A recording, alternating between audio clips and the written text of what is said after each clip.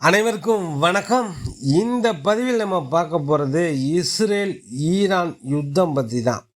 ஈரானோட supreme leader ஹயத்துல்லா அலி காமேனியை கொலை செய்யாமல் விட மாட்டோம்னு இஸ்ரேலும், இஸ்ரேலை காலி பண்ணாமல் விட மாட்டோம்னு ஈரானும் சொல்லுது.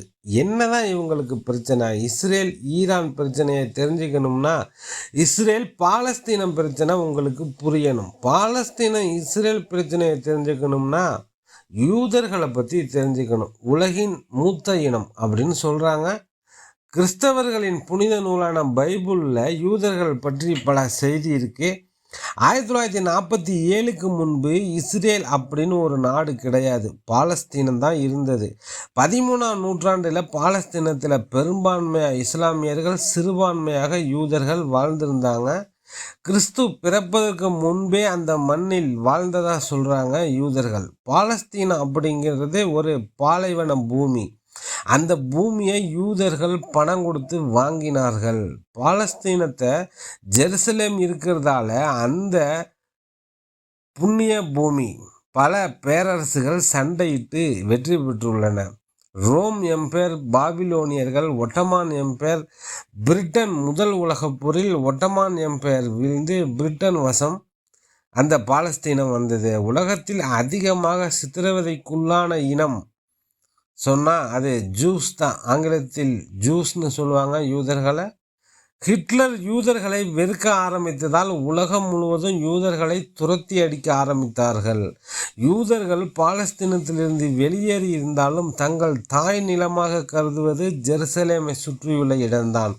ஆகையால் அங்கே தங்களுக்கு ஒரு நாடு உருவாக வேண்டும் என்று விரும்பினார்கள். யூதர்கள் புத்திசாலிகள், அறிவாளிகள். யூதர்கள் குடியேறிய நாடுகளிலெல்லாம் அரசு பொறுப்பில் பணக்காரர்களாக பதவியில் இருந்தார்கள். முதல் உலகப் போரில் பிரிட்டன் வசம் பாலஸ்தீனம் வந்ததும் பிரிட்டன் அனுமதியோடு அந்த பாலைவன பூமியை பாலஸ்தீனியர்களிடமிருந்து விலைக்கு வாங்க ஆரம்பித்தார்கள். சொந்தமாக நாடு உருவாகுவதற்கு முன்பே தங்களுக்கான இராணுவத்தை உருவாக்கியிருந்தார்கள். பல நாடுகளில் யூதர்கள் தாக்கப்பட்டு சித்திரவதைக்கு உட்பட்டார்கள். குறிப்பாக ஹிட்லரால் 2 லட்சத்துக்கும் அதிகமான யூதர்கள் கொலை செய்யப்பட்டார்கள். இந்திய இராணுவத்தில் யூதர்கள் பணியாற்றியதாக சொல்கிறார்கள். உலகம் முழுவதும் துரத்தி அடிக்கப்பட்டாலும் இந்தியாவில் பிரிட்டன் ஆட்சி என்பதால் யூதர்கள் பாதுகாப்பாக வாழ்ந்தார்கள். இந்தியாவில் அந்த நன்றிக்கடன் அவர்களுக்கு எப்போதும் உண்டு. இந்தியா பாகிஸ்தான் என்று எப்படி பிரித்து கொடுத்தார், 2ஆக பிரித்து கொடுத்தார்களோ அதுபோல் யூதர்களுக்கு 56%, பாலஸ்தீனியர்களுக்கு 43%. ஜெருசலேம் 2 பேருக்கும் பொதுவானது என்று பிரிட்டன் 1947இல் பிரித்து கொடுத்தார்கள். 70% வாழ்ந்த அரேபியர்கள், அதாவது பாலஸ்தீனியர்களுக்கு 40%, 30% வாழ்ந்த யூதர்களுக்கு 56%. பிரிட்டன் செய்த தவறு. 2ஆம் உலகப் போரில் யூதர்கள் தங்கள் பங்களிப்பாக பிரிட்டனுக்கு பல உதவிகள் செய்ததால் அவர்கள் கோரிக்கை, எங்களுக்கு தனி நாடு வேண்டும், அதுவும் ஜெருசலேமுக்கு அருகில் வேண்டும் என்று. 2ஆம் உலகப் போரில் நேச நாடுகள் வெற்றி பெற்றதற்கு யூதர்கள் மிக முக்கிய காரணம் அணுகுண்டை தயாரித்த விஞ்ஞானி ஓப்பன்ஹைமர் யூதர்தான். ஹிட்லர் யூதர்களை வெறுக்க முக்கியமான காரணங்களில் ஒன்று, ஜெர்மனியில் யூதர்கள் பணக்காரர்களாக அரசு பதவியில் இருந்தார்கள். வழக்கம்போல் மண்ணின் மைந்தர்களுக்கே முன்னுரிமை. ஜெர்மானியர்களே உலகில் உயர்ந்தவர்கள் போன்ற ஹிட்லர் வைத்த கோஷம் ஹிட்லருக்கு ஆதரவு அதிகரிக்க தொடங்கியது. ஆகையால் யூதர்களுக்கு எதிரான வெறுப்பை பரப்பினார். 2ஆம் உலகப் போரில் ஹிட்லருக்கு ஆதரவு தெரிவித்த நாடுகள் யூதர்களை கொத்து கொத்தாக கொலை செய்தது. பிரிட்டன் தனி நாடாக இஸ்ரேல் பிரித்து கொடுத்ததும் யூதர்கள் தங்கள் நாட்டை வளமிக்க நாடாக மாற்ற பல முயற்சிகள் செய்தன. அவர்கள் சொட்டு நீர் பாசனம் உட்பட பல யுத்திகளை கையாண்டார்கள். யூதர்கள் உலகத்துக்கே அறிவை ஏற்றுமதி செய்தார்கள். பாலைவன பூமியில் தண்ணீரை எப்படி சிக்கனமாக செலவு செய்து விவசாயம் செய்வது என்று கண்டுபிடித்தார்கள்.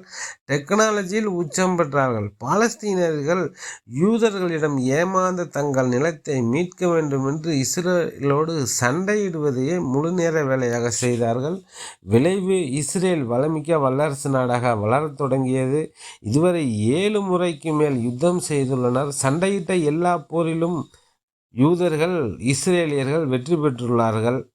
மத்திய கிழக்கில் உள்ள அரேபிய தேசங்கள் பலமுறை இணைந்து இஸ்ரேலிடம் சண்டைக்கு சென்று அவர்களுடைய நிலப்பரப்பை மேலும் இழந்ததுதான் மிச்சம். இப்பொழுது ஈரான் இஸ்ரேல் சண்டை எதனால் வந்தது என்றால், பாலஸ்தீன போராளிகள் என்று சொல்கிறார்கள். ஹிஸ்புல்லா, ஹமாஸ் போன்ற அமைப்புகள் இஸ்ரேல் மீது ராக்கெட் தாக்குதல் என்று இஸ்ரேல் மீது அவ்வப்போது தாக்குதல் நடத்துவார்கள். இஸ்ரேல் அவர்களை தீவிரவாதிகள் என்று சொல்கிறது. இந்த ஹிஸ்புல்லா, ஹமாஸ் அமைப்புகளுக்கு ஈரான் ஆயுதம், பணம், ராக்கெட் போன்ற உதவிகளை செய்கிறது. இதுதான் சண்டைக்கு முதல் காரணம்.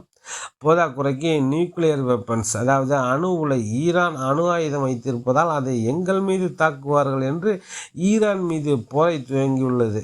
ஈரானும் பதில் தாக்குதல் என்று 12 நாட்கள் கடுமையாக சண்டை நடந்தது. உலகத்திலேயே அதிகமான இரத்தம் சிந்திய இடம் எதுவென்று கேட்டால் ஜெருசலேம் தான். 3000 ஆண்டுகளாக அந்த மண்ணில் சண்டை நடந்து கொண்டே இருக்கு. இயேசு கிறிஸ்துவே யூத இனத்தில் பிறந்தவர்தான். இயேசு கிறிஸ்துவை சிலுவையில் அடித்து கொலை செய்தவர்கள் யூதர்கள்தான். இந்த இடத்தில் உங்களுக்கு சந்தேகம் வரும், இயேசு கிறிஸ்து கிறிஸ்தவர் தானே என்று. இயேசு கிறிஸ்துவை தெய்வமாக ஏற்று பின்தொடர்பவர்கள் தான் கிறிஸ்தவர்கள்.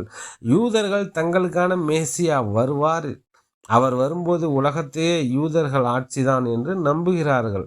இந்து மதத்தில் கலியுகத்தில் கல்கி அவதாரம் நிகழும் என்று கூறப்பட்டது போல யூதர்கள் தங்களுக்கான தெய்வம் மேசியா பிறப்பார் என்று கூறுகிறார்கள். யூதர்கள் 3000 ஆண்டுகளாக யூதர்களாகவே வாழ்ந்து கொண்டிருக்கிறார்கள்.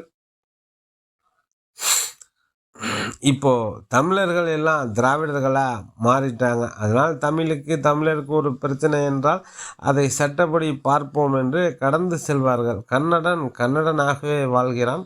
அதனால் கன்னட மொழிக்கு ஒரு பிரச்சனை என்றால் ஒன்றாக திரண்டு தங்கள் எதிர்ப்பை கன்னட வெறியை காட்டுகிறார்கள் இல்லையா? அதுபோல யூதர்கள் 3000 ஆண்டுகளாக யூதர்களாகவே வாழ்கிறார்கள். ஹிட்லரால் அழிக்க முடியாத யூத இனத்தை ஈரான் அழித்து பாலஸ்தீனியர்களுக்கு அந்த பூமியை மீட்டு கொடுப்பார்கள் என்று சொல்வதெல்லாம் வெற்று வார்த்தை தான். உலக நாடுகள் அனைவரும் ஒன்றாக இணைந்து ஒன்றாக சமாதான பேச்சுவார்த்தை நடத்தி பாலஸ்தீனியர்களுக்கு அவர்களுடைய உரிமையை மீட்டு கொடுக்கணும்.